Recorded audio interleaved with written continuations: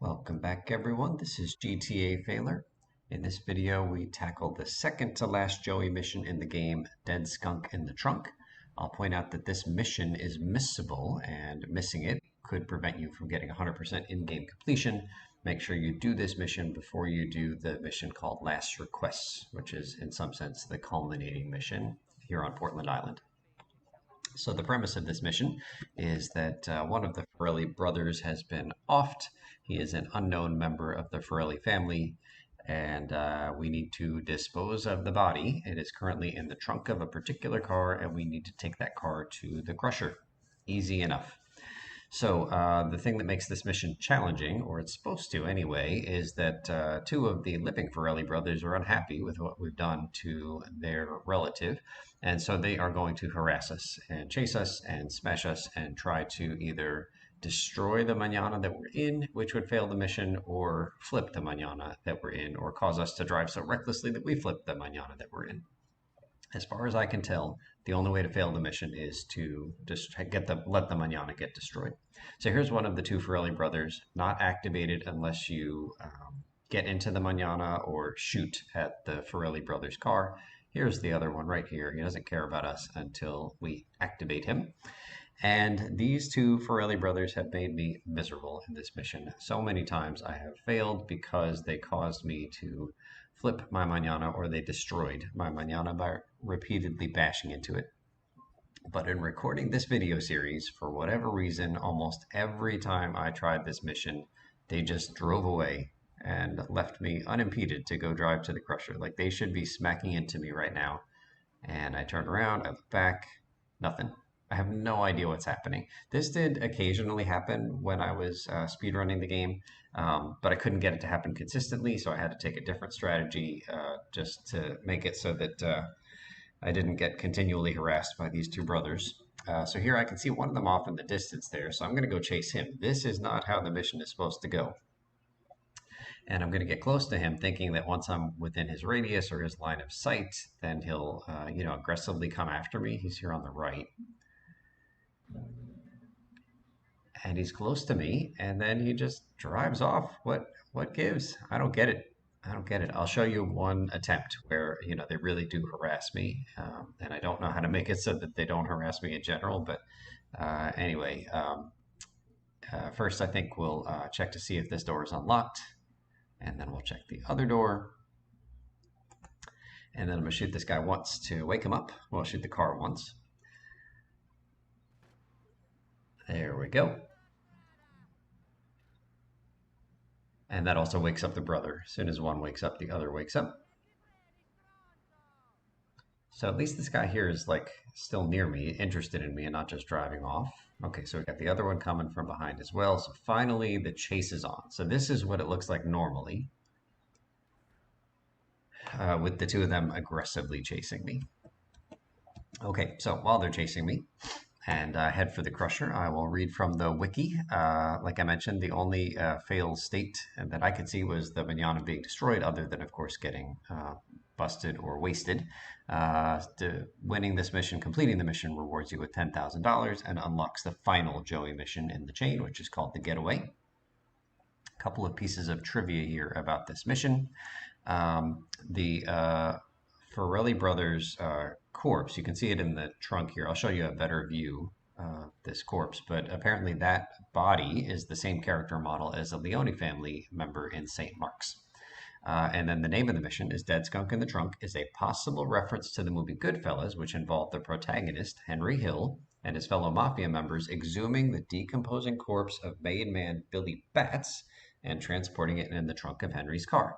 Henry claimed to have accidentally hit and killed a skunk when he was asked about the stench in the trunk by his family. So there you go, Dead Skunk in the Trunk.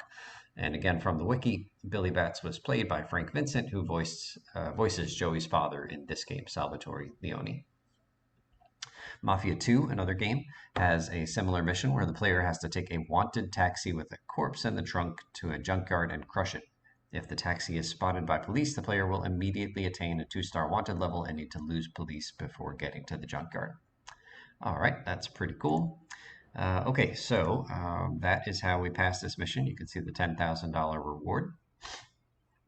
And I will point out as we go through a few more attempts at this mission that this manana, this particular manana, is unique in that it has a corpse in the trunk, and I want this manana, and so we're going to take it. And I was expecting to have to fend off the Farrelly brothers, but they just decided to take the day off today and head on their own in their own way and leave me in peace. I could still manage to flip the manana even without them harassing me.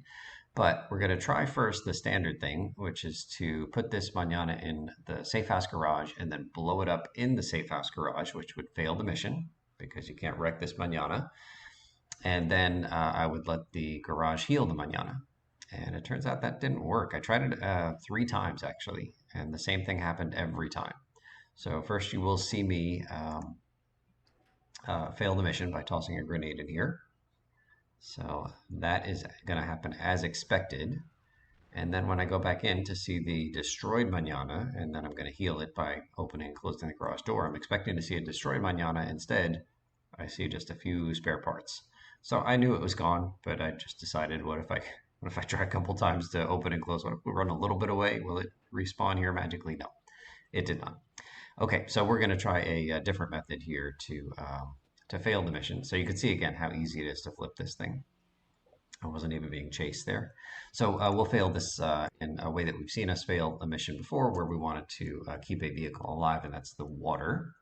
So that's where we're headed right now.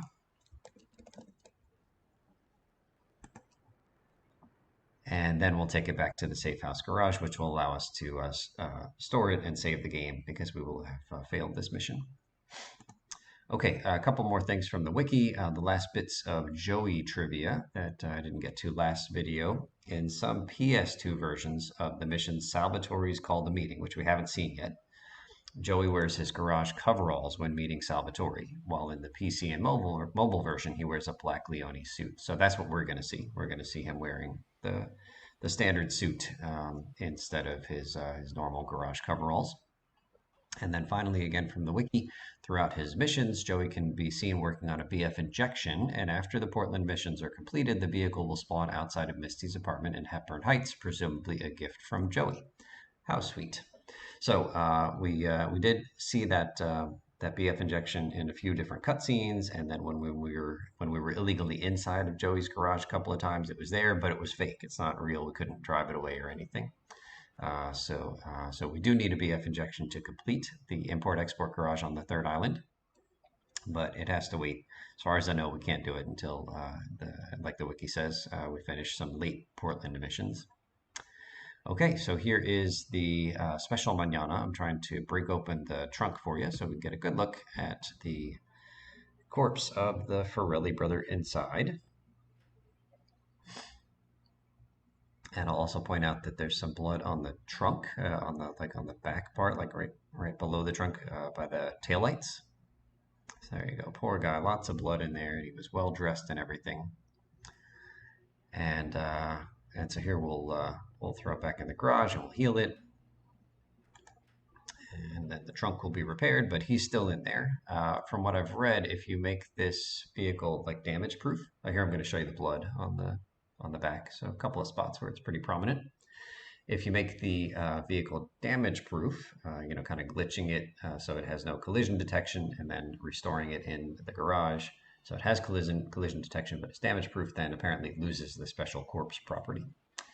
Okay, so the next thing I'm doing here is looking for another manana, because what I read on the wiki is that this manana is literally a different color. It's not like it's not a different car. It's not this. It's literally a different car than the standard manana. And having a different car, it has some different properties. So one of them is that it's always this particular gray color, but another one is that it has a different horn sound. I had no idea. So I'm going to be quiet here while we listen to the normal manana on the right, the horn of the normal manana on the right, and then the special manana on the left.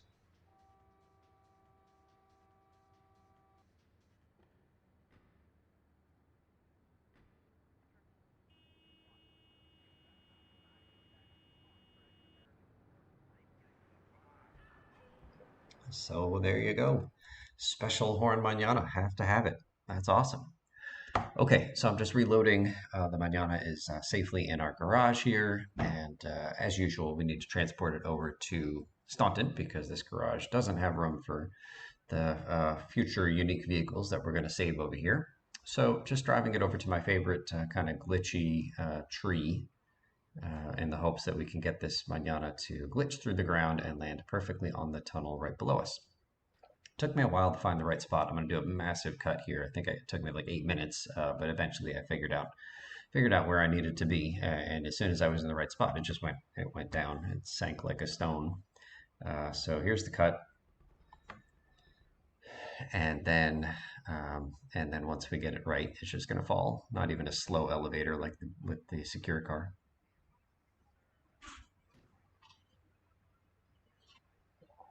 Okay, easy enough. And again, it's hard to drive on this tunnel because it disappears once we get kind of up to the top of this hill. Like get out, it didn't matter. I could have just driven off right here. I think I ended up driving just a few feet further on before falling off. But I think it's fine. Like I said, you'll get teleported to the tunnel, and all you need to do is be teleported to someplace on the correct side of the blue wall. And then we'll make a U-turn here and fast forward as we drive to the Staunton safe house and store this vehicle in with our other special vehicles over in the Staunton safe house. Okay, so pretty good. I think this mission is kind of fun, but my goodness, like I said, the Farrelly brothers they really did a number on me over and over and over again, to the point where I felt like I had to change my strategy and take a slower strategy to destroy both of their vehicles before driving off, unimpeded by those two. So here the garage doesn't want you to put any more than two vehicles in. As you can see the garage door flipping out, but apparently you can fit up to six. And the way you do that is to put your car real close to the garage. It won't open because it's already full with two, and then get out, and it will open for you on foot, and then quickly get back in while the garage is open and before it comes all the way back down to close. Okay, so then there's going to be another cut here, and we'll find ourselves back on Portland. All that you're missing is a standard trip you've seen me do many times before on boat. So I took the speeder boat back to the Portland dock. And then we'll save right here because we're going to do a couple more attempts at this. I think just two more attempts. So in this first attempt, I'll show you what my speedrun strat is, which is not as fast as just getting in the manana and driving away, but my speedrun strat is safer for me anyway, and it involves blowing up the first car by putting it right next to my own car, which is going to explode, and that will catch the first Farrelly vehicle on fire, and the other one, I just hang out here. It can't get me because I'm trapped between like a wall and the sign to the restaurant. And then it just does loops, but it's got a pretty big turning radius, so I can stand in the middle. I thought I'd be protected here. This was silly. I should have gotten away from the wall. Boom. Okay, so that's my standard strat when I'm speedrunning, and then I hop in the manana and I just drive it straight to the crusher. In my speedrun route, I actually pick up a package on the way, the one in the far northwest corner, right on the pier, right on the concrete. Okay, so here is my final attempt at this in this video series.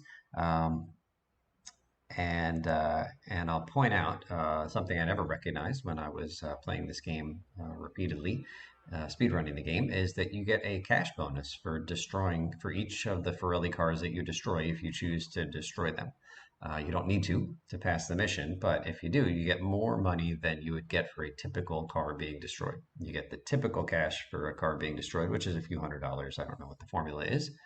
But then you get another 5,000 bucks on top of that for each vehicle.